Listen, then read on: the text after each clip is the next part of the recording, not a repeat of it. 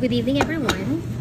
So, wala na kaming guest, kaya malaya na ako. Meron pa kaming 1 hour bago umuwi kasi closing time namin is 10 o'clock. So, bilang buntis and constipated tayo, gagawa tayo ng overnight oats. So, ito yung breakfast and minsan, dinner ko na din. Depende kapag may time. So, gagawa ako ng 4 para for 2 days na. Breakfast and dinner. First, oats. So, naglalagay lang ako ng mga 5 tablespoon. 2, 3, 4, 5. Ilan ba to? 5 kg na oats. So, ewan ko, for the whole year na ata yan. And then, gagamit tayo ng chia seeds.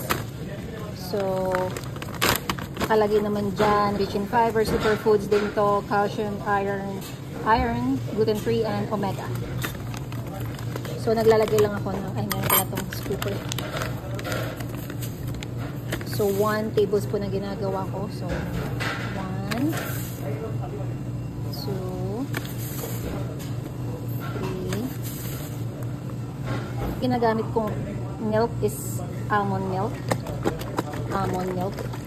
Dapat oat milk to, pero wala akong makita kanina, kaya ito na lang. So, tansya lang natin. Tansya lang yung something na tingin mo ma-absorb na niya. Okay. Not too much. I-mix lang natin para sure na ma-absorb ng chia din. Submerge. At saka ayan. Overnight. So, breakfast ko na to. And dinner ko na rin yung dalawa. Ganyan. Of course, hindi pa yan. Wait, there's more. Meron ako dito frozen berries, mixed berries. So, meron na tong strawberry, blueberry, blackberry, and raspberry. Ayan. Frozen kasi siya, so para matone na rin siya until pwede ko na siyang kainin overnight. Kasi dati gumagamit ako ng fresh fruits. Unfortunately, ang bilis tawag dito, masira. Kaya nag-switch na lang ako sa mixed berries, which is sabi naman ng mga dietitian, okay naman daw siya. Ayan.